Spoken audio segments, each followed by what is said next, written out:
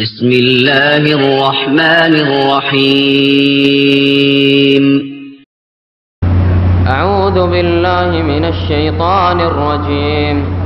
بسم الله الرحمن الرحيم.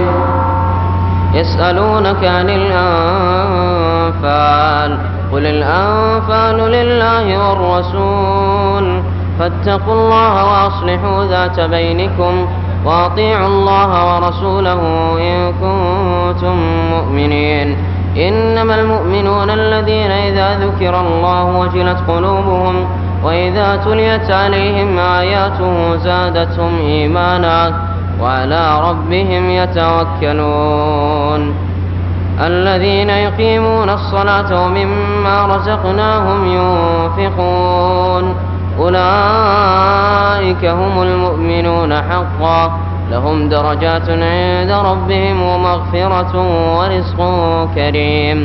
كما أخرجك ربك من بيتك بالحق وإن فريقا من المؤمنين لكارهون يجادلونك في الحق من بعد ما تبين لهم كأنما يساقون إلى الموت وهم ينظرون. وإذ يعدكم الله إحدى الطائفتين أنها لكم وتودون أن غير ذات الشوكة تكون لكم ويريد الله أن يحق الحق بكلماته ويقطع دابر الكافرين ليحق الحق ويبطل الباطل ولو كره المجرمون. السلام عليكم ورحمة الله وبركاته. إن الحمد لله نحمده ونستعينه ونستغفره ونعوذ بالله من شرور أنفسنا ومن سيئات أعمالنا. من يهده الله فلا مضل له ومن يضلله فلا هادي له وأشهد أن لا إله إلا الله وحده لا شريك له وأشهد أن محمدا عبده ورسوله صلى الله تعالى عليه وعلى آله وصحبه وسلم تسليما كثيرا. يا أيها الذين آمنوا اتقوا الله حق تقاته ولا تموتن إلا وأنتم مسلمون. يا أيها الناس اتقوا ربكم الذي خلقكم من نفس واحدة وخلق منها زوجها وبث منهما رجالا كثيرا ونساء واتقوا الله الذي تساءلون به والأرحام إن الله كان عليكم رقيبا. يا أيها الذين آمنوا اتقوا الله وقولوا قولا سديدا يصلح لكم أعمالكم ويغفر لكم ذنوبكم ومن يطع الله ورسوله فقد فاز فوزا عظيما. أما بعد أعوذ بالله من الشيطان الرجيم. وأقيم الصلاة إن الصلاة تنهى عن الفحشاء والمنكر ولذكر الله أكبر. وقال الله تعالى في آيات أخرى حافظوا على الصلوات والصلاة الوسطى وقوموا لله قانتين. সম্মানিত ভাতৃমণ্ডলী, আল্লাহ পাক রব্বুল আলামিনের সমস্ত প্রশংসা যে আল্লাহ পাক এক ও একক, যার কোনো শরীক নেই, যিনি আমাদেরকে তাঁর ইবাদত বন্দেগীর জন্য সৃষ্টি করেছেন, যার সমস্ত কিছু যা আমাদের কাছে রয়েছে তা আল্লাহর পক্ষ থেকে তার দান, তার অনুগ্রহ, তার ছাড়া আর কোনো দাতা নেই, এমন কেউ নেই যে সে আমাদেরকে সামান্য একটা কিছু আল্লাহ ছাড়া দিয়েছে। যদি কারো মাধ্যমে এসে থাকে সেটা আল্লাহ পাক রব্বুল আলামিন তার সুব্যবস্থা করেছেন, তার বন্দোবস্ত করেছেন, সেই জন্য আমাদের কাছে পৌঁছেছে, না হলে কখনো আসতো না। আল্লাহ পাক রব্বুল আলামিন ইরশাদ করেছেন ওমা বিকুম মিন নি'মাতিন ফামিনাল্লাহ। তোমাদের কাছে যা কিছু নেয়ামত রয়েছে, যা তোমরা ভোগ করছো, যা তোমরা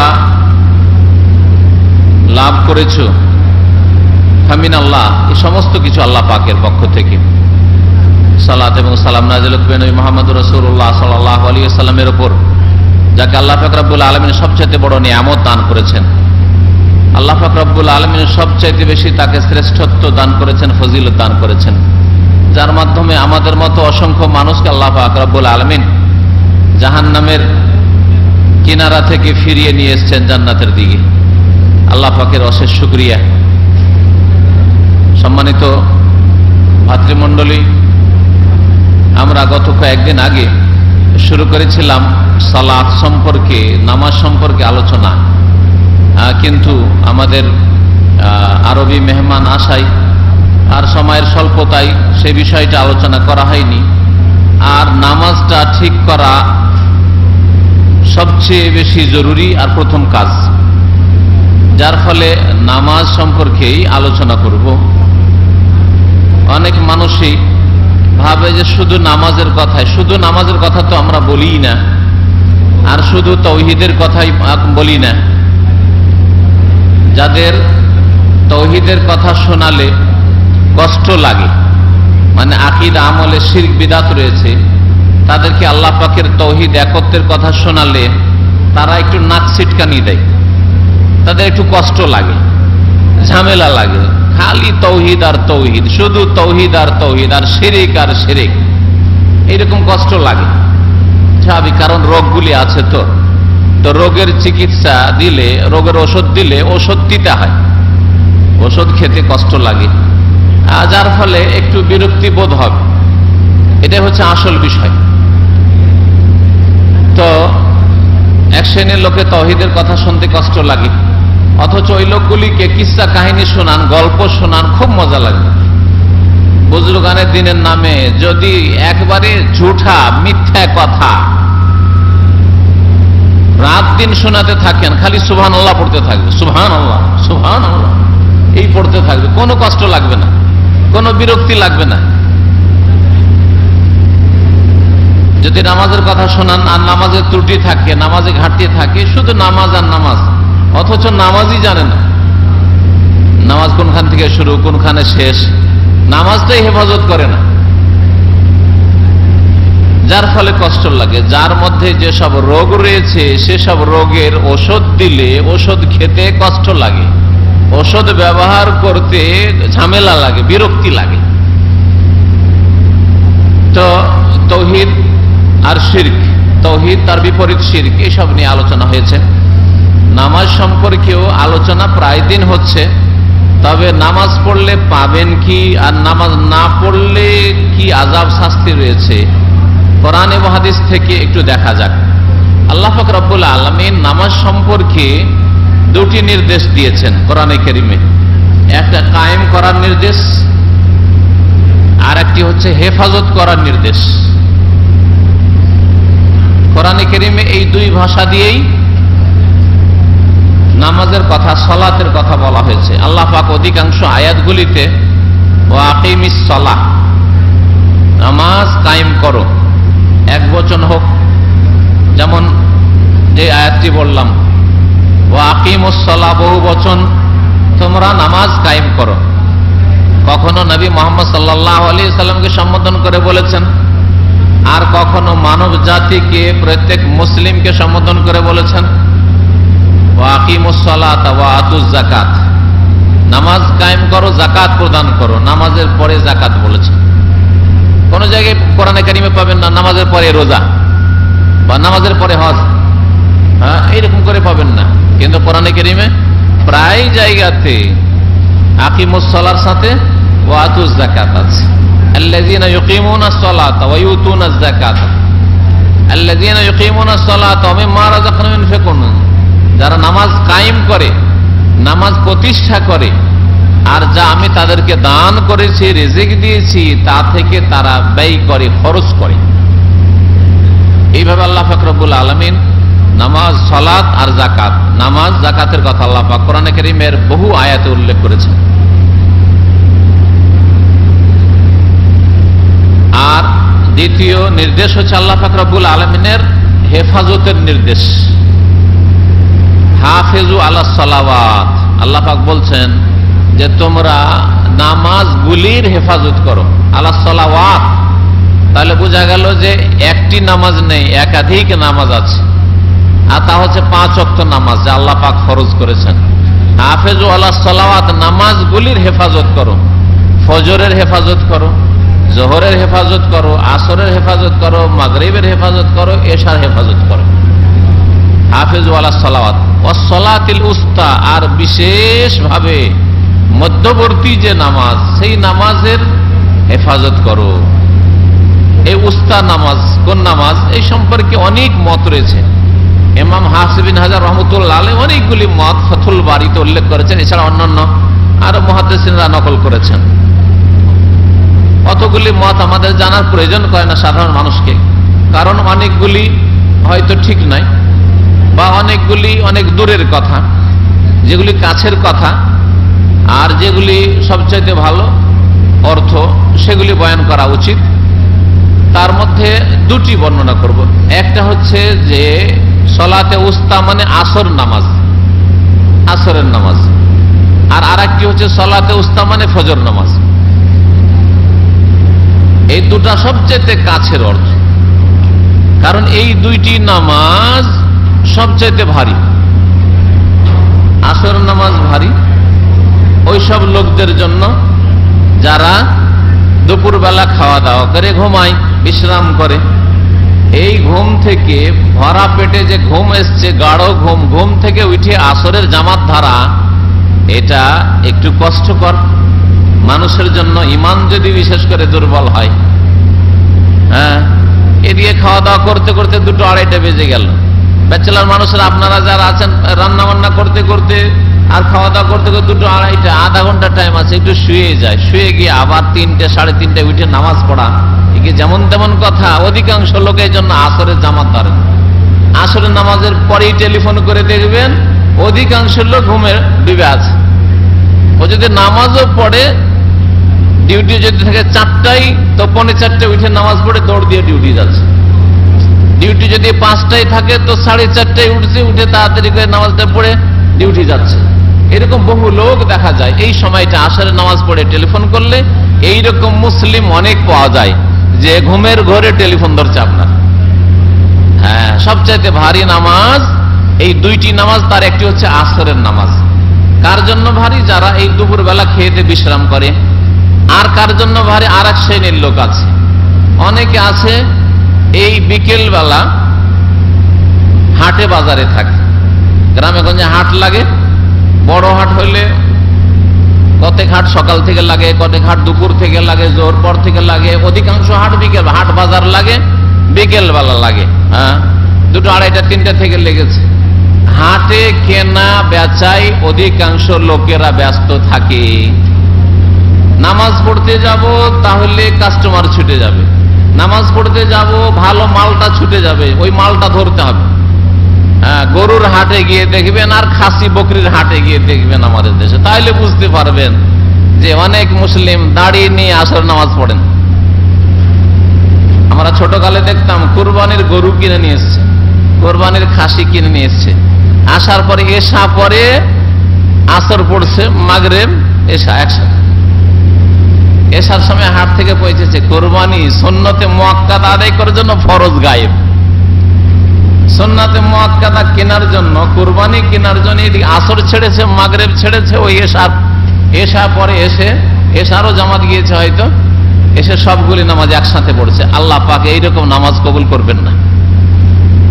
নামাজ কাজা কখন কবুল হবে শুনে রাখেন ভালো করে। নবী করিম সাল্লাল্লাহু আলাইহি সাল্লাম বলে দিয়েছেন, কারণ শরীয়ত আল্লাহর পক্ষ থেকে নাযিল হয়েছে নবীর ওপর, নবীর মাধ্যমে নিতে হবে। নবী করিম সাল্লাল্লাহু আলাইহি সাল্লাম বলেছেন যে তোমার ডিসকাউন্ট কোথায় আছে, কাজা করার ক্ষেত্র কোনটা? দুটো ক্ষেত্র বলেছেন নবী করিম সাল্লাল্লাহু আলাইহি সাল্লাম। মান নামা আন সালাতিন আও নাসিয়াহা ফালইউসাল্লিহা ইযা যাকারাহা। কোন মানুষ যদি নামাজের সময় ঘুমিয়ে থেকে যায় অনিচ্ছাকৃত, নামা আন সালাতিন, ইচ্ছা করে নয়, ইচ্ছা ছিল, চেষ্টা ছিল, আর চেষ্টার জন্য ব্যবস্থাও রেখেছে। যেমন আমরা করি, জোহর পর ঘুমাইলেও আসরের জন্য একটা অ্যালার্ম, মোবাইলেই হোক আর ঘড়িতে হোক, অ্যালার্ম লাগিয়ে রাখি। আর ফজরে হইলে একটা না কয়েকটা অনেক সময় লাগিয়ে রাখি। একটা ঘড়ি লাগানো আছে, দুটো মোবাইলে লাগানো আছে। এই তদবির যদি আমাদের মতো লোকেরা করে, তাহলে আপনাদের কেমন করা উচিত? আমরা নিজের ওপর আস্থা করতে পারি না, যে কি জানি হয়তো ঘুম আজকে বেশি চলে আসতে পারে, ঘুমাতে ঘুমাতে লেট হয়ে যেতে পারে, তারপরে ঘুমটা ওইদিকে এসে শেষখানে ঘুমটা আসতে পারে, ওইদিকে ফজরের সময় জাগা মুশকিল হতে পারে, আসরের সময় জাগা মুশকিল হতে পারে। সুতরাং একটা না, দুটো তিনটে অ্যালার্ম লাগাও। কাছে না, হাতের নাগালে না, দূরে লাগাও, যাতে উঠে বসে শুধু না, দাঁড়িয়ে গিয়ে বন্ধ করতে হয়, তাহলে আর উল্টে এসে শুইব না। এগুলি হচ্ছে চেষ্টা রাখা নামাজের জন্য। এগুলি প্রমাণ করে আল্লাহ পাক রব্বুল আলামিনের কাছে আল্লাহ আপনার কাজকর্ম অবস্থা হাল হকিকত দেখছেন, যে আপনি কেমন ধরনের মুসলিম, কেমন নামাজের জন্য আগ্রহী। আপনার প্রত্যেকে নিজের বিচার করেন যে আপনার মোবাইল দিয়ে আপনার দুনিয়ার পেটের গরজ, নেতৃত্বের গরজ, চাকরির গরজ, পয়সার গরজ, বিবির গরজ, ছেলে মেয়ের গরজ, সব গরজ পুরা করছেন, নামাজের গরজ পুরা করছেন আপনার মোবাইল দিয়ে। আল্লাহ পাক কাল কিয়ামতে এই মোবাইল সম্পর্কেও জিজ্ঞাসা করবেন যে তোমার বাপকে মোবাইল দিনি, ডায়াল করাই জানতো না, নাম সেভ করা জানতো না, মোবাইলটা রিসিভ করা পর্যন্ত রিসিভ করে দিতে হয়, জানে না যে কোনটাতে হাত দিলে রিসিভার কোনটায় কাটবে। এটুকু ঢং ছিল না তোমার বাপ মাকে, তাদেরকে এই নিয়ামত দিনি। তোমার দাদা দাদি তো মোবাইল নামটাই জানতো না, উচ্চারণ করতে পারতো না, আর তোমাকে এই নিয়ামতে একটা নাই, অনেকের কাছে দুটো তিনটা। বলো এই দিয়ে আমার কি হক আদায় করেছো, কোন নেকির কাজটা করেছো, সওয়াবের কাজটা করেছো, এই নিয়ামতের জবাব দাও। আল্লাহ পাক কোরআনে কারীমে বলেননি? অধিকাংশ মুসলিমদের এই আয়াত মুখস্থ আছে, আমপারার সূরার আয়াত, সুম্মা লাতুসআলুন্না ইয়াওমাইযিন আনিন নাঈম, অতঃপর অবশ্যই অবশ্যই তোমরা জিজ্ঞাসিত হবে, তোমাদেরকে আল্লাহ পাক রব্বুল আলামিন জিজ্ঞাসা করবেন। লাতুসআলুন্না তাকিদ করে, লামে তাকিদ আর নুনে তাকিদ, যারা আরবি মাদ্রাসায় পড়ে তাদের জিজ্ঞাসা করবেন। একবার অবশ্যই নয়, অবশ্যই অবশ্যই, কোনো সন্দেহ নেই যে তোমাদের জিজ্ঞাসা করা হবে। আনিন নাঈম, নিয়ামত সম্পর্কে, নিয়ামত সম্পর্কে জিজ্ঞাসা করা হবে। চোখের নিয়ামত সম্পর্কে জিজ্ঞাসা করা হবে, যৌবনের নিয়ামত সম্পর্কে জিজ্ঞাসা করা হবে, আয়ুর নিয়ামত সম্পর্কে জিজ্ঞাসা করা হবে, টাকা পয়সা রুজি রোজগারের নিয়ামত সম্পর্কে জিজ্ঞাসা করা হবে, ব্রেন বুদ্ধি বিদ্যা এলেম এই নিয়ামত সম্পর্কে জিজ্ঞাসা করা হবে। তেমনি মোবাইলের নিয়ামত সম্পর্কে জিজ্ঞাসা করা হবে, আপনার নারী ওই নিয়ামত সম্পর্কে জিজ্ঞাসা করা হবে। হ্যাঁ, ঠিক ছিল তো, হক আদায় ঠিক ছিল তো, হ্যাঁ, আবার নেতৃত্ব ঠিক দিয়েছিল তো, ছেলে মেয়ের নিয়ামত সম্পর্কে জিজ্ঞাসা করা হবে। সৎ ছেলে মানুষ করার জন্য চেষ্টা করেছিল তো, নামাজি ছেলে বানাবার চেষ্টা করেছিলেন না, শুধু ডাক্তার ইঞ্জিনিয়ার, বেনামাজি বেদিন ডাক্তার ইঞ্জিনিয়ার বানাবার চেষ্টা ছিল। আল্লাহ পাক জিজ্ঞাসা করবেন। মোবাইল বলছিলাম, মোবাইল সম্পর্কে আল্লাহ পাক জিজ্ঞাসা করবেন নিঃসন্দেহে। কোরআনের আয়াত বলে, কোরআনের আয়াত আছে আনিন নাঈম, সমস্ত নিয়ামত সম্পর্কে আল্লাহ জিজ্ঞাসা করবেন। যেমন আলহামদ মানে সমস্ত প্রশংসা, তেমন আন নাঈম মানে সমস্ত নিয়ামত। আল্লাহ পাক সমস্ত নিয়ামত সম্পর্কে জিজ্ঞাসা করবেন। ইয়াউমাইযিন, সেই দিন মানে কিয়ামতের দিবসে, বিচারের দিনে, হাসরের মাঠে। সুম্মা লাতুসআলুনা ইয়াউমাইযিন, সেই দিন জিজ্ঞাসা করা হবে। দুনিয়াতে কেউ জিজ্ঞাসা করবে না আপনাকে, আমিও জিজ্ঞাসা করব না, আর আমি জিজ্ঞাসা করলে আপনার পরোয়াই কি? আর সরকারও জিজ্ঞাসা করে না যে তোমার মোবাইল দিয়ে কি করছো না করছো। কিন্তু কিয়ামতের দিনে ইয়াউমাইযিন, সেই দিন আল্লাহ পাক রব্বুল আলামিন জিজ্ঞাসা করবেন যে তোমার মোবাইল দিয়ে বলো তো, ফজরে উঠেছিলে, আসরে উঠেছিলে, নামাজে গিয়েছিলে, সাহারিতে উঠেছিলে?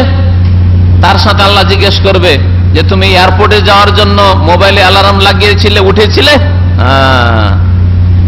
যাতে ফ্লাইটটা না ছুটে,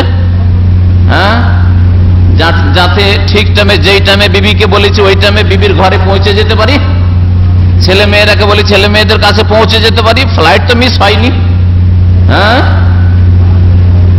ডিউটি মিস হয়েছিল, 30 কিলোমিটার যেতে হতো। অনেক ভাইরা আছে এখানে আসেন, ওই সেকেন্ড সানায় যেতে হয়, সেকেন্ড ইন্ডাস্ট্রিয়াল সিটিতে যেতে হয়, 1 ঘন্টা লাগে যেতে, কমপক্ষে ভিড়ে আরো বেশি লাগে, আর 1 ঘন্টা আসতে, 2 ঘন্টা এমনি দিতে হয়, আর তারপর 8 ঘন্টা 10 ঘন্টা 12 ঘন্টা ডিউটি করে আসে অনেকে। কোনদিন ডিউটি মিস হয়েছিল? না, মিস হয়নি। কারণ বাস মিস হয়েছিল? বাসও মিস হয়নি, কারণ বাসটা ছুটে গেলে 30 রিয়াল যেতে লাগবে। কে দেবে 30 রিয়াল? হ্যাঁ, সারাদিনে তো 30 রিয়াল বেতন পাই কি পাই না, তো 30 রিয়াল খরচ করে যাব? হ্যাঁ, ওই হিসাবের জন্য তো অ্যালার্ম লাগিয়েছিলেন। কিন্তু নামাজের কোটি কোটি সওয়াবের জন্য আর জাহান্নাম থেকে বাঁচার জন্য আল্লাহর সামনে প্রথম হিসাব হবে এ জবাব দেওয়ার জন্য নামাজের জন্য কি অ্যালার্ম লাগিয়েছিলে বান্দা? আব্দুল্লাহ, আব্দুল হাই, হ্যাঁ, আব্দুল করিম, আব্দুল হালিম, হ্যাঁ, আল্লাহর কাছে জবাব দিতে হবে। আল্লাহ পাক জিজ্ঞাসা করে, প্রত্যেককে জিজ্ঞাসা করবেন, মা মিনকুম মিন আহাদিন ইল্লা সায়ুকাল্লিমুহু রাব্বুহু ইয়াউমাল কিয়ামাহ। এমন তোমাদের মধ্যে কোনো মানুষ নেই পৃথিবীতে যে যার সাথে আল্লাহ পাক রব্বুল আলামিন কিয়ামতের দিনে সরাসরি কথা বলবেন না। শুনে রাখেন, এমন নয় যে বেঁচে যাব, এমন নয় যে আমাকে জবাব দিতে হবে না, হিসাব হবে না আমার। ইল্লা সায়ুকাল্লিমুহু রাব্বুহু, তার রব কথা বলবেন। ওয়ালাইসা বাইনাহু ওয়া বাইনাহু তরজুমান, আর আল্লাহর মাঝে আর ওই মানুষের মাঝে কোনো তর্জমান থাকবে না, অনুবাদক থাকবে না, ভায়া থাকবে না। পীর ওলি নবী রসুল ওই দিক থেকে কথা বলে নেবেন, আল্লাহ চলো, আমি কথা বলে নিচ্ছি আল্লাহর সাথে, চলো জান্নাত চলো, এটা হবে না, এমনটা হবে না। প্রত্যেকের সাথে সরাসরি আল্লাহ কথা বলবেন, কোনো ভায়া থাকবে না, মাধ্যম থাকবে না, অনুবাদক থাকবে না। আল্লাহ পাক রব্বুল আলামিন যেদিন জিজ্ঞাসা করবেন, সামনে দেখবে, ডানে দেখবে, বামে দেখবে, জাহান্নাম নজরে আসবে, জাহান্নাম। ফাত্তাকুন নার ওয়ালাউ বিশিক্কি তামরা, তাই নবী করিম সাল্লাল্লাহু আলাইহি ওয়াসাল্লাম বলছেন, জাহান্নামের আগুন থেকে তোমরা বাঁচার চেষ্টা করো, বাঁচার চেষ্টা করো। ফরজ তো আদায় করতে হবে, তারপরে অতিরিক্ত ইবাদত সম্পর্কে, নফল সম্পর্কে বলছেন ওয়ালাউ বিশিক্কি তামরা, যদি খেজুর একটা নাও পাও, একটা খেজুরের টুকরো, খেজুরের একটা অংশ দিয়েও যদি জাহান্নাম থেকে বাঁচতে পারো, বাঁচার চেষ্টা করবে। তাহলে ফরজ বাদ দিয়ে শুধু খেজুর দিয়ে কি আর জান্নাত পাওয়া যাবে? হ্যাঁ, জাহান্নাম থেকে বাঁচা যাবে? প্রথমে ফরজটা ঠিক রাখতে হবে। আর সবচাইতে বড় ফরজ মুসলিম জীবনে তাওহীদের পরে, কালিমা তাইয়্যিবার শাহাদাতের পরে, আল্লাহকে বিশ্বাস করার পরে, পরকালে বিশ্বাসী হওয়ার পরে, ঈমান যেগুলি ঈমানের পিলার সেগুলি বিশ্বাস করে নেওয়ার পরে 5 ওয়াক্ত নামাজ, এটা প্রথম বিষয়। আমাদের নামাজের হেফাজত করতে বলা হয়েছে। বলছিলাম যে আসর আর ফজরে মানুষের ত্রুটি আছে, অনেক নামাজিরও ত্রুটি আছে। নামাজ পড়ে কিন্তু ওয়াক্ত পার করে, নামাজ পড়ে কিন্তু এইরকম কাজা করে, যেই কাজা ইসলামে জায়েজ নাই। নামাজ পড়ে কিন্তু মাঝে মধ্যে কখনো ছেড়েও দেয়, এইরকম নামাজি তো মুসলিম প্রায় নামাজি। তাহলে সব মুসলিমকে নামাজি বলতে হয়, কিন্তু আসল নামাজিকে যে 5 ওয়াক্ত নামাজ কায়েম করে, হেফাজত করে। দুটো ভাষা আল্লাহ বলেছেন। বলছিলাম যে কাজার রাস্তা শুধু দুটো। নবী করিম সাল্লাল্লাহু আলাইহি ওয়াসাল্লামের ওই হাদিসটা পুরা করি, মান নামা আন সালাতিন, কেউ যদি অনিচ্ছা করে, ইচ্ছা ছিল উঠবো, ফজর পড়বো, আসর পড়বো, যে কোনো নামাজে হইতে পারে। আজকাল সকালবেলা অনেকে ঘুমায়, যাদের ডিউটি নাই, জোহরে হইতে পারে। কিন্তু হবে কেন? আশ্চর্য লাগে, মানুষের ঘুম কি আর এত লম্বা হয়? আরে ভোর 4টায় তো আপনি শুয়ে যেতে পারেন ফজর পড়ে, 4টা থেকে ঘুমাইতে ঘুমাইতে ঘুমাইতে। আজকে এক ভাইকে টেলিফোন করা হয়েছে, জোহরে নামাজ পড়ে এসে আরে ঘুমের ঘরে উঠাচ্ছে। সুবহানাল্লাহ, 12:30। তাহলে ভোর 4টা থেকে 12:30 কয় ঘন্টা হয় বলেন তো? কয় ঘন্টা হয়? আরে বলেন না কেন? 8.5 ঘন্টা হয়। 4 থেকে নিয়ে 12, 8 4 12 আর 12:30, তাহলে 8.5 ঘন্টা হইল না? 8.5 ঘন্টা কোনো মানুষ ঘুমায়? আমি তো জানি না যে কোনো মানুষ 8.5 ঘন্টা একটানা ঘুমায়। আউযু বিল্লাহ, এ কেমন জিন্দেগি তাহলে? এ দিনেরই কি করবে আর দুনিয়ারই কি করবে? তাহলে এই যদি মুসলিমদের অবস্থা থাকে, টেলিফোন করে ঘুমের ঘরে উঠাচ্ছে, জোহরের নামাজ পড়ে 12:30, দাম্মামে জোহরের নামাজ পড়ে 12:30, টেলিফোন করলে এই অবস্থা পাওয়া যায় অনেক। ইচ্ছা করে ঘুমিয়েছে, ইচ্ছা করে ঘুমিয়েছে। একজন মানুষের ঘুম 4 ঘন্টার পরে স্বাভাবিক ভাঙতে পারে, আর এর চেয়ে বেশি হলে 5 ঘন্টা। 5 ঘন্টাতে ভাঙতেই হবে। তারপরে হয়তো কান পাড়া দিয়ে পড়ে থাকলো, সেটা আলাদা কথা। কিন্তু 4 ঘন্টা 5 ঘন্টার মধ্যে ঘুম ভাঙবে না, এইরকম মৃত লোক তো দুনিয়াতে অবাঞ্ছিত লোক, এটা হইতে পারে না। যে ওর হুঁশ দিশা নাই যে কটা বাজছে না বাজছে। আমার উপর জোহর আল্লাহ পাক ফরজ করে রেখেছেন, আসর ফরজ করে রেখেছেন, আমার উপর ফজর ফরজ করে রেখেছেন, খোঁজ খবরই নাই। মান নামা আন সালাতিন, যেই ব্যক্তি অনিচ্ছাকৃত নামাজের সময় শুয়ে থেকে গেল, আও নাসিয়াহা, অথবা ভুলে গেল, ভুলে গেছে। দুটো ক্ষেত্র হয়, অনিচ্ছা করে ঘুমিয়ে গেছিলেন, ইচ্ছা ছিল নামাজে উঠবো, উঠতে পারেন নাই, অথবা ভুলে গেছেন, মনে হচ্ছে আরে আজকে তো ওই রাস্তায় ছিলাম গাড়িতে, সেই সময় জামাতটা চলে গেছিল আর জোহর নামাজটা পড়িনি, বা আসর নামাজটা ওই সময় পড়িনি, জামাত ছুটে গেল, আচ্ছা পড়ছি, বাসায় গিয়ে পড়ছি বলে অনেক সময় ভুলে যায় মানুষ। ভুলে গেছেন হয়তো, কোনো সময় ভুলতে পারে মানুষ। ভুলের ক্ষেত্রে আল্লাহ মাফ করেছেন, কোরআনে আল্লাহ ঘোষণা করেছেন। সূরা বাকারার শেষ আয়াত পড়ে দেখুন, সূরা বাকারার শেষ আয়াত, রব্বানা লা তুআখিযনা ইন নাসিনা আও আখতানা। আল্লাহ পাক শিখিয়ে দিয়েছেন দোয়া, যে বান্দা তোমাদের ভুল মাফ, ভুলে যাওয়া মাফ আর ভুল করাও মাফ। ইচ্ছা করে গুনাহ করলে ধরবো।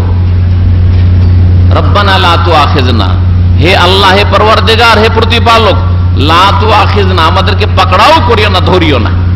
ইন নাসিনা, যদি আমরা ভুলে যাই, ইন যদি, নাসিনা যদি আমরা ভুলে যাই, যদি আমরা ভুলে যাই, তাহলে ভুলে গেলে আল্লাহ মাফ করেছে, ভুলে গিয়ে। আও আখতানা, অথবা ভুল করে দিই, ভুল করে দিই, ধরবেন না। আল্লাহ পাক রব্বুল আল্লাহ দোয়া শিখিয়েছেন, ধরবেন না। ভুল করে হাতে কিতাবটা ছিল, অনিচ্ছা করে ধরে আছেন, পড়ে গেল কেমন করে, ইচ্ছা করে ফেলেননি, এটা হলো খাতা, ভুল, হ্যাঁ, তাহলে ধরবেন না, আল্লাহ পাক ধরবেন না। আর একটা ভুলে যাওয়া, তো আও নাসিয়া, যদি কেউ ভুলে যায় অথবা ঘুমিয়ে থেকে যায় অনিচ্ছাকৃত, ফালিয়ুসাল্লিহা ইযা যাকারাহা, যখন স্মরণ হবে তখন নামাজ পড়ে নেবে। যখন স্মরণ হবে, ভুলে গিয়েছিল যখন স্মরণ হবে পড়ে নেবে, ঘুমিয়ে গেছিল যখনই ঘুম ভাঙবে চট করে উঠবে, তাড়াতাড়ি উজু করে নামাজটা পড়ে নেবে। ঠিক সূর্য উঠছে একটু থেমে যাবে, ঠিক সূর্য ডুবছে একটু থেমে যাবে। আর যদি সূর্য ডুবা সূর্য ওঠার টাইম না হয়, তাহলে ফালিয়ুসাল্লিহা ইযা যাকারা, যখনই উঠলেন ওঠার পরে উজু করে আপনি নামাজ পড়ে নেন। ফাইন্না যালিকা ওয়াক্তুহা, এটাই হচ্ছে তার ওয়াক্ত। ভুলে যাওয়া লোক আর অনিচ্ছাকৃত ঘুমিয়ে যাওয়া লোকের এটাই ওয়াক্ত, তার গুনাহ হবে না। তাহলে এই দুটো ক্ষেত্রে কাজা চলবে, কাজা শুধু দুটো ক্ষেত্রে চলবে। নবী করিম সাল্লাল্লাহু আলাইহি সাল্লামের আরেকটি হাদিসে এই হাদিসেরই বাড়তি একটা বাক্য রয়েছে, সেটা হচ্ছে ওয়ালা কাফারাতা লাহু ইল্লা যালিক, এর কোনো কাফারা নেই। তা নামাজের কাফারা নেই, ওই যে দেশীয় কাফারা। তোমার মা এতদিন নামাজ পড়তে পারেনি, অসুখ হয়েছিল, তোমার বাপ এতদিন অসুখ হয়েছিল, মুমূর্ষু অবস্থায় ছিল, নামাজ পড়তে পারেনি, এত টাকা তোমার কাফারা ধরা হয়েছে নামাজের। ওই মোল্লাদেরকে বলবেন যে ঠিক আছে এই টাকা দিয়ে দিব, কিন্তু আমাকে একটা লিখিত দাও যে কাল কিয়ামতে আল্লাহর সামনে গুনার বোঝা আমি উঠিয়ে নেব, যে নামাজের কাফারা আমি যেহেতু আদায় করে নিয়েছি 10,000 টাকা 20,000 টাকা, সেই জন্য গুনার বোঝা আমি নিজে নিয়ে নেব, এটা লিখিত দাও। চাইবেন আপনারা? শিখিয়ে দিলাম যে লিখে দাও যে আমি কোরআন এবং হাদিসের আলোকে আল্লাহর শপথ করে লিখছি যে আমি তোমার বাপের গোনা, তোমার মায়ের গোনা আমার কাঁধে উঠিয়ে নেব কিয়ামতের দিন। তুমি 10,000 টাকা দিলে তোমার বাপ মাপ পেয়ে যাবে। এই জামানত যদি নিতে পারে তাহলে এই বিদাত করবেন। আর এই বিদাত করা কোনো মতেই জায়েজ নাই। তারা যদি মোল্লারা বিদাতি হয় তো আপনি কেন বিদাতি হবেন? আল্লাহ আপনাকে বিবেক বুদ্ধি দিয়েছেন। নবী করিম সাল্লাল্লাহু আলাইহি ওয়াসাল্লাম বলছেন যে নামাজের কোনো কাফারা নেই, লা কাফারাতা ইল্লা যালিক। নামাজের এই দুটি ক্ষেত্রে শুধু আল্লাহ ছাড় দেবেন, মাফ করবেন। অনিচ্ছাকৃত ঘুমিয়ে গিয়েছিলে, ভুলে গিয়েছিলে, পড়ে নাও, কাফারা হয়ে গেল, আর কোনো কাফারা নেই। সারা পৃথিবীর রাজত্ব, সারা পৃথিবীর সমস্ত নিয়ামত, সারা পৃথিবীর সমস্ত খনিজ সম্পদ, সারা পৃথিবীতে যা কিছু আছে, টাকা পয়সা ধন দৌলত, সবকিছুই যদি দিয়ে দেওয়া হয় এক ওয়াক্ত নামাজের কাফারা হিসাবে, তবু আল্লাহ কবুল করবেন না। একটি দলিল দেন দেখি। যেই বিদাতিরা নামাজের কাফারা ধরে তাদেরকে জিজ্ঞাসা করবেন যে পার সালাত, পার নামাজ কত টাকা করে পড়ে? একটা হাদিস শুধু চাই, বেশি চাই না, দুটো হাদিস চাই না, একটি সহি হাদিস চাই যে এক নামাজের কাফারা এত টাকা, অমুক হাদিস আছে। যদি না থাকে তাহলে এই বিদাত আবিষ্কার করার অধিকার কারো নাই। কারণ দিন আল্লাহ নাযিল করেছেন রাসূলের প্রতি, রাসূল থেকে প্রমাণিত নয়, এইরকম কাফারা আল্লাহ কবুল করবেন না। তো যদি অতীতে ভুল হয়ে থাকে তাহলে করবেন কি? আর অধিকার ভুল হয়েছে, 14-15 বছর বয়সে সাবালক হয়েছেন, নামাজ ফরজ হয়েছে, আর নামাজ শুরু করেছেন 30 বছর বয়সে, 40 বছর বয়সে, এতদিনে যে নামাজ পড়েননি, 15 বছর 20 বছর 30 বছরের নামাজ পড়েননি, করবেন কি? আর একটা বিদআত আছে বাংলাদেশে, ভারতে।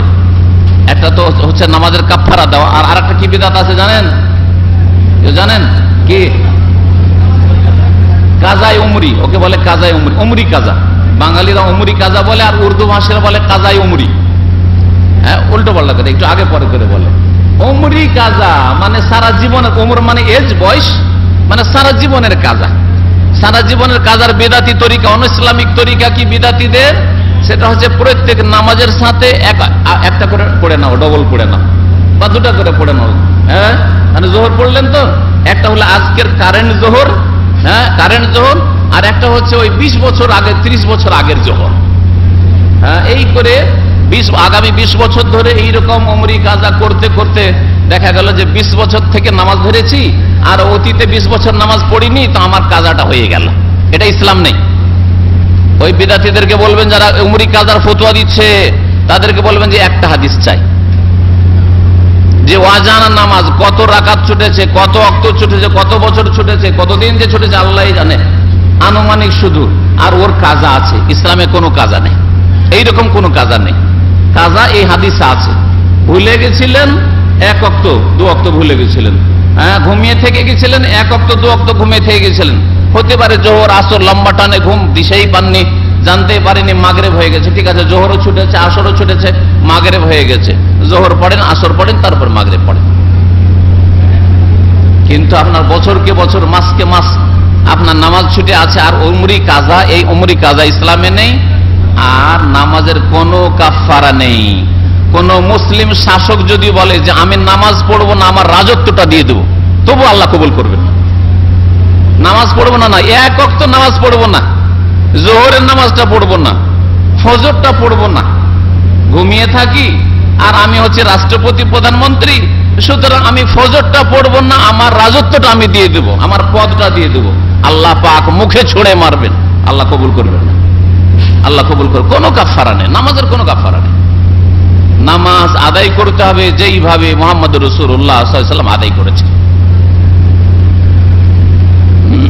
বলছিলাম যে নামাজের আল্লাহ পাক হেফাজত করতে বলেছেন, আর যারা নামাজের হেফাজত করে তাদের আল্লাহ প্রশংসা করেছেন, ওয়াল্লাযীনা হুম আলা সালাওয়াতিহিম ইউহাফিজুন। আর যারা নামাজগুলির হেফাজত করে, আল্লাহ পাক রব্বুল কয়েকটি গুণ সূরা মুমিনুনে বলার পরে বলছেন উলাইকা হুমুল ওয়ারিসুন, এরাই তো হচ্ছে ওয়ারিসিন, এরাই হচ্ছে ওয়ারিসিন।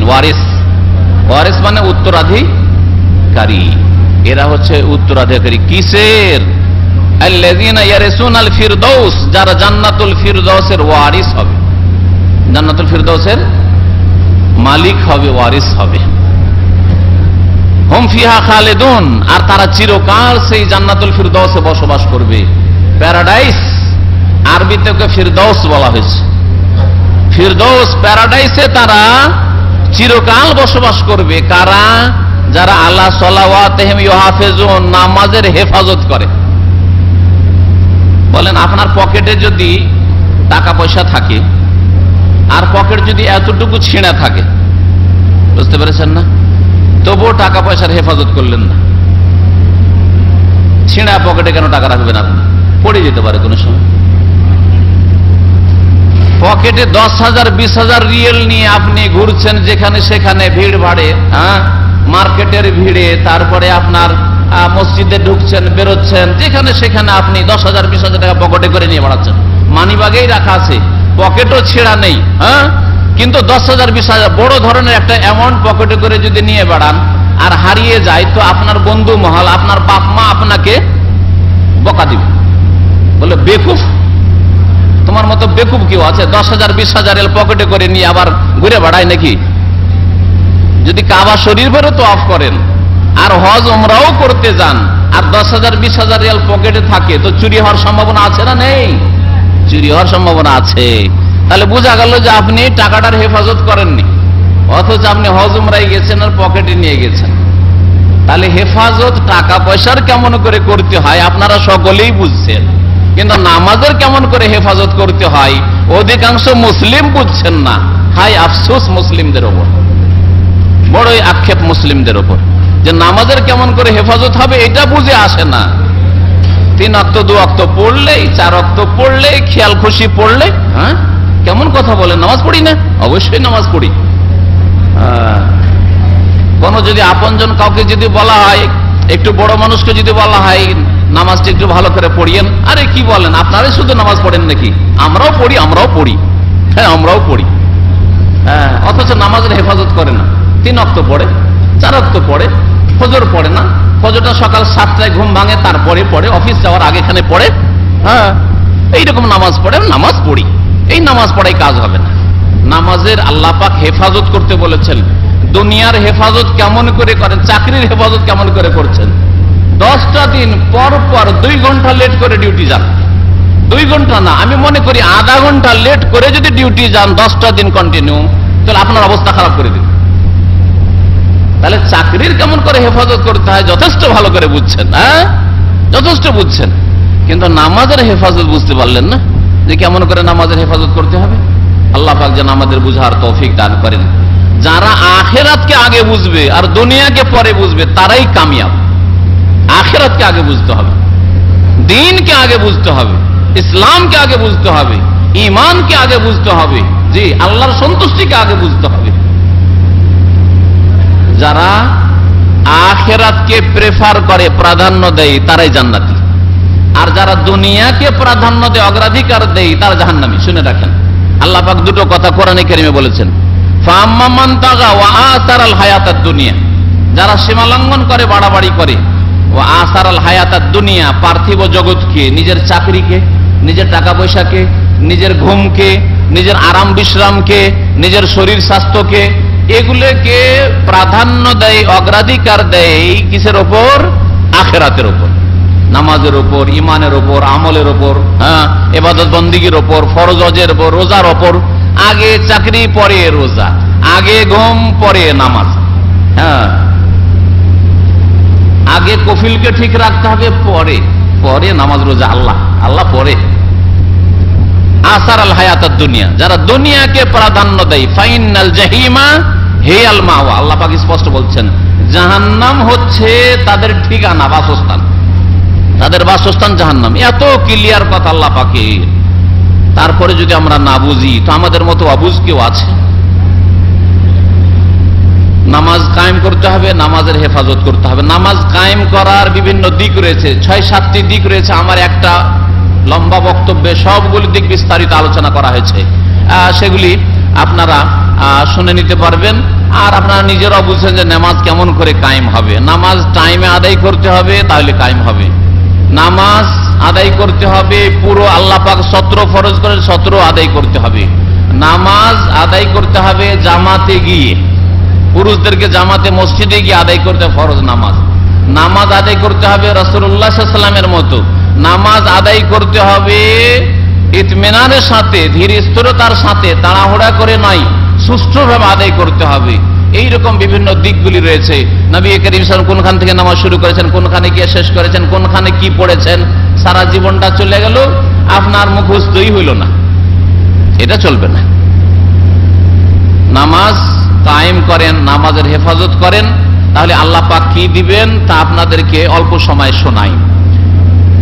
আল্লাহ পাক কি বললেন? যে এরা জান্নাতের ওয়ারিস হবে। আর সবচাইতে বড় টার্গেট হচ্ছে, মূল টার্গেট, আসল উদ্দেশ্য, যে উদ্দেশ্যে সমস্ত ইবাদত বন্দেগী, সমস্ত মুসলিম লাইফ, সেটা হচ্ছে জান্নাত, জান্নাত হাসিল করা। নামাজ, রোজা, হজ, যাকাত, মাতা পিতার সেবা, হ্যাঁ এই যে রুজি রোজগার করছেন, বিদেশে কষ্ট করছেন, বিবিকে হালাল রিজিক পৌঁছাবো, ছেলে মেয়েদেরকে হালাল রিজিক পৌঁছাবো, সবগুলির উদ্দেশ্য হচ্ছে এর মাধ্যমে আল্লাহকে রাজি করব। কারণ আল্লাহ পাক ফরজ করেছেন স্ত্রীর খরচ আমার ওপর, ছেলে মেয়েদের খরচ, বাপ মায়ের দেখাশোনা, বাড়ি ঘর ইত্যাদি, তারপরে আপনার আরো যত দায় দায়িত্ব রয়েছে। সুতরাং আপনি রুজি রোজগার করছেন, হালাল রিজিক গ্রহণ করছেন, হালাল রিজিকের জন্য বিদেশে কত কষ্ট করছেন। তাহলে সমস্ত কাজ যে মুসলিম জীবনে হয়ে থাকে, সবগুলির আসল উদ্দেশ্য হচ্ছে আল্লাহর সন্তুষ্টির মাধ্যমে জান্নাত লাভ করা। নামাজ পড়লে আল্লাহ পাক বলছেন জান্নাত পাবে, দিন দুনিয়া সুখী হয়ে যাবে। নবী করিম সাল্লাল্লাহু আলাইহি সাল্লামের এই মর্মে অনেক হাদিস রয়েছে। আল্লাহ পাকের রাসূল সাল্লাল্লাহু আলাইহি ওয়াসাল্লাম বলছেন, আর আইতুম লাউ আন্না নাহারান বিবাবি আহাদিকুম, সহিহ মুসলিমের হাদিস। আচ্ছা বলো তো, তোমাদের বাড়ির সামনে যদি একটা নহর থাকে, মানে নদী, একটা নদী প্রবাহিত, আর নদীর পানি সবচাইতে স্বচ্ছ পরিষ্কার পানি, প্রবাহিত পানি বয়ে চলে যাচ্ছে, জমে থাকা পানি নাই পুকুরের মতো বা জলাশয়ের মতো। লাউ আন্না নাহরান বিবাবি আহাদিকুম, তোমাদের বাড়ির সামনে, বাড়ির গেটেই যদি একটা নদী থাকে, ইয়াগতাসিলু ফিহি কুল্লা ইয়াউমিন খামসান, আর প্রত্যেক দিন যদি একজন মানুষ 5 বার করে গোসল করে, বাড়ির সামনেই নদী, সুতরাং কষ্ট করে যেতে হবে না, যেতে ঘেমে যাবেন, আবার গোসল করে বাড়ি আস্তে আস্তে আবার ঘেমে গেলেন, আর শরীর আবার খারাপ হয়ে গেল, গন্ধ হয়ে গেল, না, এরকম নয়। বাড়ির সামনেই নদী, কষ্ট, যেতেও দেরি লাগে না, আর গোসল করে ঘরে ঢুকতেও দেরি লাগে না। ইয়াগতাসিলু ফিহি কুল্লা ইয়াউমিন, প্রত্যেক দিনে 1 বার করে গোসল না, খামসা মাররাত, 5 বার করে গোসল করে। নবী করিম সাল্লাল্লাহু আলাইহি ওয়াসাল্লাম সাহাবাকে জিজ্ঞাসা করছেন যে আচ্ছা বলো তো তোমরা, হাল ইয়াবকা মিন দারানিহি শাই, তার কোনো ময়লা থাকবে শরীরে? দিনে 5 বার করে যদি গোসল করে তাহলে শরীরে কোনো ময়লা থাকবে? কালু লা ইয়াবকা মিন দারানিহি শাই, সাহাবীরা বললেন যে না, কোনো ময়লা থাকবে না। 5 বার গোসল করলে শরীরে আবার ময়লা মাটি থাকতে পারে, আবর্জনা থাকতে পারে, কিছু থাকতে পারে না। নবী করিম সাল্লাল্লাহু আলাইহি ওয়াসাল্লাম বলছেন, ফাযালিকা মাসালুস সালাওয়াতিল খামস, এটাই হচ্ছে 5 ওয়াক্ত নামাজের দৃষ্টান্ত, এটা হচ্ছে 5 ওয়াক্ত নামাজের উদাহরণ। 5 ওয়াক্ত যে নামাজ পড়লো সে 5 বার গুনাহ থেকে পাক সাফ হওয়ার জন্য, গুনার ময়লা থেকে, আবর্জনা থেকে, নাপাকি থেকে পবিত্রতার জন্য, পরিষ্কার পরিচ্ছন্ন হওয়ার জন্য যেন গোসল করে নিল। উযু করে মসজিদে আসলো মানে গুনাহ থেকে গোসল করে নিল, আবার উযু করে মসজিদে আসলো, নামাজ পড়লো, গুনাহ থেকে গোসল করে পরিষ্কার পরিচ্ছন্ন হয়ে গেল। ইয়ামহুল্লাহু বিহিন্নাল খাতায়া, সমস্ত গুনাহ আল্লাহ পাক রব্বুল আলামিন ধুয়ে মুছে সাফ করে দেন ওই ব্যক্তির শরীর থেকে, যেই ব্যক্তি 5 ওয়াক্ত নামাজ পড়ে। নবী করিম সাল্লাল্লাহু আলাইহি ওয়াসাল্লাম তাহলে এই হাদিসে কি বললেন, যে গুনাহ থাকে না, আর যেই ব্যক্তি গুনাহ মুক্ত মানে সে নিষ্পাপ, গুনাহ হইলেও হয়নি, ভুল হইলেও হয়নি। নবী করিম সাল্লাল্লাহু আলাইহি ওয়াসাল্লাম বলছেন, আত-তাইবু বিনা যামবি কামাল্লা যামবা লাহু, যে ব্যক্তি গুনাহ থেকে ক্লিয়ার হয়ে যায়, তওবা করে সংশোধন করে, সেই ব্যক্তি ওই লোকের মতো হয়ে যায় যার কোনো গুনাহ নেই। তাহলে একটা নিষ্পাপ ছেলে যে নতুন ভূমিষ্ঠ হয়েছে, বা মাসুম ছেলে, নাবালক ছেলে যার কোনো গুনাহ নেই, ওর মতো আপনি হয়ে যেতে পারছেন এই 5 ওয়াক্ত নামাজের মাধ্যমে। 5 ওয়াক্ত নামাজ পড়ছেন মানে ওই আপনার নাবালক 5 বছর 7 বছরের ছেলে, যে নিষ্পাপ মাসুম বাচ্চা, ওর মতো যেন আপনি হয়ে যাচ্ছেন। তাহলে নামাজ দ্বারাই যদি এত পরিষ্কার পরিচ্ছন্ন হয়ে যান, তো বাকি অন্যান্য ইবাদত বন্দেগীতে তো আপনি আরো পরিষ্কার পরিচ্ছন্ন হচ্ছেন, আরো আপনার গুনাহ খাতা মাফ হচ্ছে, আরো মর্যাদা উঁচা হচ্ছে। সুতরাং আপনার নেকির ব্যালেন্স বাড়তেই আছে, আপনার জান্নাতে মর্যাদা উঁচু হইতেই আছে। কত যে আল্লাহ পাক রব্বুল আলামিন মহা সম্মানের জায়গা আল্লাহ পাক জান্নাতে তৈরি করে রেখেছেন মুমিনদের জন্য, আল্লাহ পাকই ভালো জানেন। এই জন্য জান্নাত সম্পর্কে কল্পনা করে কোনো মানুষ পৌঁছিতে পারবে না সেখানে। সম্মানিত ভাতৃমণ্ডলী, নামাজ পড়লে কোন মানুষ জাহান্নামে যাবে না, জান্নাত পাবে আর জাহান্নামে যাবে না। নবী করিম সাল্লাল্লাহু আলাইহি ওয়াসাল্লাম বলেছেন একটি হাদিসে, লা ইয়ালিজান নার, কখনো জাহান্নামে যাবে না। কে কখনো জাহান্নামে যাবে না?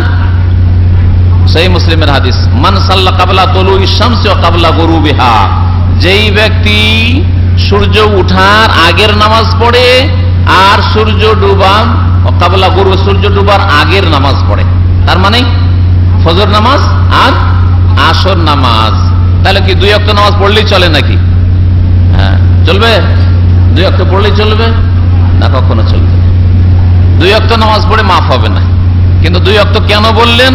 এই জন্য বললেন যে যেই মুসলিম জানে, প্রত্যেক মুসলিমই জানে যে 5 ওয়াক্ত নামাজ ফরজ, আর যেই মুসলিম ফজর পড়তে পারে জামাতে, যেই মুসলিম জামাতে আসর পড়তে পারে, সে কখনো মাগরিব এশা ছাড়বে না, কখনো জোহর ছাড়বে না, কখনো ছাড়বে না। আপনি পৃথিবী খুঁজে কোথাও একটি লোক পাবেন না যে লোকটা আসরও পড়ে আর ফজরও পড়ে কিন্তু জোহর পড়ে না, এমন লোক পাবেন না, কখনো খুঁজে পাবেন না। কিন্তু আমাদের এই মার্কেটে এখানে দামে অসংখ্য বাংলা ভাষী পাবেন যারা জোহরটা হয়তো পড়ে নেই, ডিউটি থেকে বেরোলো জোহরটা পড়ে নিল, আর মাগরিব এশাটা ডিউটিতে আছে, যেহেতু এটা কফিলের খাতায় নেকিটা কফিলকে দিতে চায়, ওর নেকির প্রয়োজন নেই, সেই জন্য ওই ডিউটির সময় আছে, ডিউটি আওয়ারের মধ্যে আছে, সেই জন্য সে মাগরিবও পড়লো, এশা পড়লো, কিন্তু ফজরটা তো নিজের পার্সোনাল টাইম, কারণ ওই সময় তো ডিউটির সময় নয়, ওটা কফিলের টাইম, ওটা আপনার টাইম, ওই জন্য ফজর পড়বে না। আসরের সময় তো বিশ্রামের সময়, সেই জন্য আসর পড়বে না। আসর যেই ব্যক্তি পড়লো আর ফজর পড়লো, সে মুনাফিকি থেকে মুক্ত হয়ে গেল। আর প্রাচীন যুগে নবী করিম সাল্লাল্লাহু আলাইহি সাল্লামের যুগে যেহেতু লাইটের ব্যবস্থা ছিল না, প্রদীপের ব্যবস্থা ছিল না, তেলের ব্যবস্থা ছিল না, অন্ধকার অন্ধকার চারিদিকে, এই জন্য এশার নামাজটাও কষ্ট লাগতো মুনাফিকদের। এই জন্য নবী করিম সাল্লাল্লাহু আলাইহি ওয়াসাল্লাম বলছেন, মুনাফিকের জন্য সবচেয়ে ভারী নামাজ হচ্ছে সলাতুল ইশা ওয়া সালাতুল ফজর। এশার নামাজ আর ফজর নামাজ সবচেয়ে ভারী নামাজ মুনাফিকের জন্য। আজকাল আমি ব্যাখ্যা করি এটা, যে আমাদের দেশের গ্রাম অঞ্চলে ভারী নামাজ হচ্ছে এশার নামাজ, আর শহরের লোকের জন্য ভারী নামাজ হচ্ছে ফজর নামাজ। শহরে যদি দেখেন কেউ ফজর পড়ে না, তার মধ্যে মুনাফিকি চরিত্র আছে, আর গ্রামে এশা পড়ে না, তার মানে মুনাফিকি চরিত্র আছে। মাগরিব পরে গ্রাম অঞ্চল অন্ধকার হয়ে যায়, বিদ্যুৎ নেই, অন্ধকার হয়ে যায়, মসজিদে যেতে অন্ধকার, রাস্তা অন্ধকার, মসজিদ অন্ধকার, যেতে ভালো লাগে না, তাড়াতাড়ি খেয়ে দিয়ে ঘুমিয়ে যায়। এই আমরা যখন ছোট ছিলাম তখন এইরকম দেখতাম, মাগরিব পরে খেয়ে দিয়ে তাড়াতাড়ি ঘুমিয়ে পড়লো, অনেকে এশার সময় ঘুমিয়ে থেকে গেল। তাহলে গ্রাম অঞ্চলে মুনাফিকির লক্ষণ হচ্ছে এশার নামাজে না যাওয়া, আর শহরে মুনাফিকির লক্ষণ হচ্ছে ফজর নামাজে না যাওয়া। আর অধিকাংশ শহরের লোক, আর আজকাল গ্রামগুলো শহরের মতো হয়ে গেছে, ঘরে ঘরে টিভি, রাত 12টা-1টা পর্যন্ত টিভি দেখছে, আর তারপরে কখন যে ঘুমাইলো জানে না, আর ফজর তো কখন হইলো জানেই না। সকাল 7টা-8টার সময় ঘুম ভাঙে, আর ঘুম ভাঙার পরে আরে 8টা বেজে গেছে, আচ্ছা তো 8:30-9টায় তো ডিউটি বেরোতে হবে, আচ্ছা নামাজটা পড়েই নি, এইরকম নামাজ পড়ে। অথবা অফিসে গিয়ে কর্মক্ষেত্রে গিয়ে ওখানে গিয়ে তাড়াতাড়ি করে নামাজ পড়ে। এগুলো হলো আমাদের দেশের মুসল্লি, দেশীয় মুসল্লি, নিজেকে মুসল্লি মনে করে, অথচ টাইম পার করে নামাজ পড়ে। আল্লাহ পাক রব্বুল আলামিন সময় নির্ধারণ করে দিয়েছেন, ইন্নাস সালাতা কানাত আলাল মুমিনিনা কিতাবাম মাওকুতা। আল্লাহ পাক বলেছেন নিশ্চয় নামাজ মুমিনদের উপর কিতাবান মানে মাফরুজান ফরজ করা হয়েছে, মাওকুতান মানে ওয়াক্ত মোতাবেক, সময় মোতাবেক, সময় তার নির্ধারণ করে দেওয়া হয়েছে, শুরু শেষ শুরু শেষ নির্ধারণ করে দেওয়া হয়েছে। এর আগে পড়লেও নামাজ হবে না, আর পরে পড়লেও ওইভাবে নামাজ হবে না বিনা কারণে। যেমন জোহরের নামাজ কেউ যদি বলে সকাল 10টায় পড়ে নি, বা ফজরের নামাজ রাত 2:30 বেজে গেছে পড়ে নি, আর তারপরে ঘুমিয়ে যাই। আমাদের অনেক সময় এরকম হয়, সফরে গিয়ে দেখলাম যে ভোর 2:30 হয়ে যাচ্ছে, 2টো, এখন যদি ঘুমাই তো উঠাই মুশকিল, 1 ঘন্টা জাগতে হবে, যাক 2টো 2:30টার সময় ফজরটা পড়ে নি, চলবে না? 3টের সময় আজান হবে, 3:30টায় আজান হবে, আজান হইলে নামাজ পড়তে পারে না, আজানের আগে না, আজানের টাইম হইতে হবে। সময়ের আগে যেমন নামাজ হবে না, সময়ের পরে সূর্য ওঠার পরে নামাজ হবে না, ফজর নামাজ সূর্য ওঠার পরে হবে না। তো আল্লাহ পাক রব্বুল আলামিন সময়কে নির্ধারণ করে দিয়েছেন। এর আগে আমি এই হাদিসটা মনে হয় বলেছি আপনাদের সামনে, যে যেই দিন মেরাজ থেকে নামাজ ফরজ হয় আর নবী করিম সাল্লাল্লাহু আলাইহি ওয়াসাল্লাম নামাজটা নিয়ে আসেন, পরের দিন সকালেই জিবরাইল আমিন আলাইহিস সালাম ফেরেশতা মক্কায় চলে আসেন, আর 2 দিন 24 করে 48 ঘন্টা থাকেন তিনি মক্কায়। সবচাইতে বেশি সময় জিবরাইল আলাইহিস সালাম 48 ঘন্টা থেকেছেন নামাজ ফরজ হওয়ার পরে। আল্লাহর ফেরেশতা জমিনে এত লং টাইম ধরে জিবরাইল থেকেছেন, আর এইরকম কোন নজির মনে হয় পাওয়া যায় না। 48 ঘন্টা। প্রথম দিন আউয়াল ওয়াক্তে নামাজ পড়ে, ফজর আউয়াল ওয়াক্তে, যোহর আউয়াল ওয়াক্তে, আসর আউয়াল ওয়াক্তে, মাগরিব একেবারে আজানের সাথে সাথে, এশা আউয়াল ওয়াক্তে, এইভাবে পড়িয়ে দিলেন। দ্বিতীয় দিন সবগুলি নামাজ শেষ ওয়াক্তে, ফজর নামাজ একবারে ফরসা হওয়ার পরে। আমাদের দেশীয় নামাজ, আমাদের দেশে ফজর নামাজটা অধিকাংশ আমাদের মুসলিম ভাইরা কখন পড়ে? ওই জিবরাইলের শেষ দিনের নামাজ, আগে নিয়ে আসতে চায় না, একেবারে অপছন্দনীয় টাইমে, দুনিয়া ফরসা হয়ে গেছে, সবকিছুই দেখা যাচ্ছে, তখন ফজর নামাজ পড়ে। সূর্য ওঠার আধা ঘন্টা 15 মিনিট আগে নামাজ পড়ে। এই নামাজটি অপছন্দনীয়, এই ওয়াক্তটি অপছন্দনীয় ওয়াক্ত, এটা শেষ ওয়াক্ত। আর নবী সাল্লাল্লাহু আলাইহি ওয়াসাল্লামের সাহাবায়ে কেরামরা কন্টিনিউ অন্ধকারে নামাজ পড়তেন। গালাস সহিহ বুখারীর হাদিসে রয়েছে, সহিহ মুসলিমে রয়েছে। গালাস মানে ভোরের অন্ধকারে, ভোর পূর্ব আকাশ ফর্সা হয়েছে কিন্তু ভোরের অন্ধকার হয়ে আছে, নামাজ পড়ে সাহাবীরা বলছেন যে আমরা ফিরতাম, মহিলারা নামাজ পড়ে পিছন দিক থেকে চলে যেত, মা ইউরাফনা মিনাল গালাস, তারপরে অন্ধকার হয়ে থাকতো। নামাজ পড়ে বেরিয়ে মহিলারা রাস্তা দিয়ে যাচ্ছে, চেনা যেত না যে কে এটা, কার বোন, কার স্ত্রী, কারকে চেনা যেত না। কারণ পর্দা লেটে ফরজ হয়েছে, পর্দা 6ষ্ঠ হিজরিতে ফরজ হয়েছে, আর নামাজ মক্কাতেই ফরজ হয়েছে।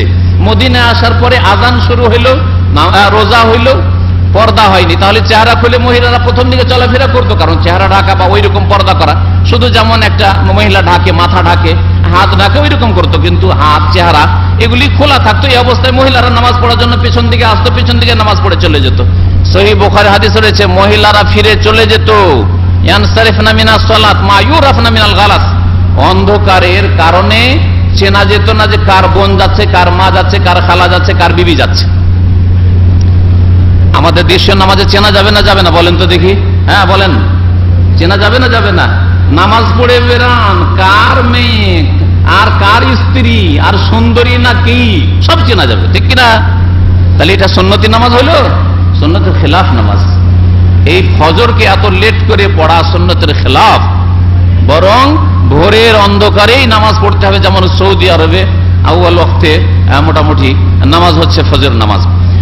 তো এইভাবে জিবরাইল আলাইহিস সালাম 2 দিন নামাজ পড়িয়ে দিয়েছেন, 2 দিন নামাজ পড়িয়ে দিয়েছেন, আউয়াল ওয়াক্ত আর শেষ ওয়াক্তে। তারপরে নবীকে বলছেন যে ইয়া মুহাম্মদ, হে মুহাম্মদ সাল্লাল্লাহু আলাইহি ওয়াসাল্লাম, আল ওয়াক্তু মা বাইনা হাযাইনিল ওয়াক্তাইনি, নামাজের টাইম হচ্ছে এই 2 দিনের যে নামাজের টাইম, এর মাঝখানে হচ্ছে নামাজের টাইম, শুরু শেষ এর মাঝখানেই পড়বে। তো প্রত্যেকটি নামাজ আউয়াল ওয়াক্তে পড়া আবার ভালো, প্রত্যেকটি নামাজ আউয়াল ওয়াক্তে পড়া ভালো।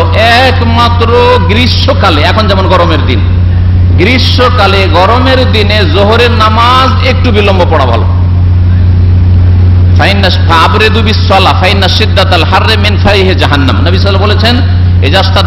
যখন খুব গরম হবে, গ্রীষ্মকাল হবে, তখন জোহরের নামাজটা একটু লেট করে পড়িও, কারণ এই গরমের প্রখরতা জাহান্নামের একটা অংশ, জাহান্নামের ভাব যেন আসছে। দেখবেন আজকাল মনে হচ্ছে জাহান্নামের ভাব আসছে, মুখ ও শরীরকে মনে হচ্ছে ঝলসিয়ে দেবে, এইরকম হচ্ছে। তো এই জন্য জোহরের নামাজটা গরমের দিনে একটু লেট করে পড়া ভালো। বাকি ফজরের নামাজ আউয়াল ওয়াক্তে পড়া ভালো, আসরের নামাজ আউয়াল ওয়াক্তে পড়া ভালো, মাগরিবের নামাজ আজান দেওয়ার পরে 5 থেকে 10 মিনিট সময় দেন, তারপরে মাগরিবের নামাজ পড়ে নেন বিলম্ব না করে। এশার নামাজটা যদি সবাই, অধিকাংশ লোক লেট করতে পারে, তাহলে লেট করা ভালো, আর না হলে আউয়াল ওয়াক্তেই পড়া ভালো। যেমন এখানে আউয়াল ওয়াক্তে এশার নামাজ হয়ে যায়, যদি এশার নামাজ আপনি 10:30 11টা পর্যন্ত হয়তো পড়তে পারবেন, কোনো অসুবিধা নেই। যাই হোক, এই নামাজ সম্পর্কে যে আলোচনা করলাম, আশা করি নামাজ আপনারা পড়বেন। নবী সাল্লাল্লাহু আলাইহি ওয়াসাল্লাম বলেছেন যে জাহান্নামে যাবে না ওই ব্যক্তি যারা নামাজ পড়ে, জান্নাতে যাবে ওরা যারা নামাজ পড়ে। আর দুনিয়ার ক্ষেত্রে একটি হাদিস শুধু শুনিয়ে দিই, নামাজ ইফতারির টাইম হয়ে যাচ্ছে। মান সাল্লাস সুবহা ফাহুয়া ফি জিম্মাতিল্লাহ, সহিহ মুসলিমের হাদিস। বলছেন মান সাল্লাস সুবহা, যেই ব্যক্তি ফজরের নামাজ পড়লো সে আল্লাহর হেফাজতে থাকলো। কত বড় গুণ চিন্তা করেন। এটা দুনিয়ার নগদ কিন্তু ফায়দা, এটা আখিরাতের কথা বলছি না যে অনেক পরে পাবেন। ডেইলি ফজর নামাজ আপনি জামাতে পড়েন, মসজিদে পড়েন, আর ডিউটিতে বেরিয়ে যান, কাজে বেরিয়ে যান, ব্যবসায় বেরিয়ে যান, যেখানে যাবেন চলে যান, গাড়ি চালাচ্ছেন, আল্লাহর হেফাজতে, ফিয়ামানিল্লাহ, আল্লাহর হেফাজতে আপনি আছেন। আল্লাহ পাক রব্বুল আলামিন এই হেফাজতের সুব্যবস্থা দিয়েছেন ফজরের নামাজ। আর যেই ব্যক্তি ফজর নামাজ পড়ে সে অন্য কোনো নামাজে গাফিলতি করতে পারেন। আল্লাহ পাক যেন আপনাদের সকলকে 5 ওয়াক্ত নামাজ পড়ার তৌফিক দান করেন। আল্লাহ পাক আমাদেরকে যেন 5 ওয়াক্ত নামাজের হেফাজতের তৌফিক দান করেন। রব্বিজ আল্লাহ মুকিমিস সালাতি ওয়া মিন যুররিয়াতিনা রব্বানা ওয়া তাকাব্বাল দুআ রব্বানা ইগফির লানা ওয়া লিইখওয়ানিনা আল্লাযীনা সাবাকুনা বিল ঈমান ওয়া লা তাজআল ফী কুলুবিনা গিল্লাল লিল লাযীনা আমানু রব্বানা ইন্নাকা রাউফুর রহিম। সুবহানা রাব্বিকা রাব্বিল ইজ্জাতি আম্মা ইয়াসিফুন ওয়া সালামুন আলাল মুরসালিন ওয়াল হামদুলিল্লাহি রাব্বিল আলামিন।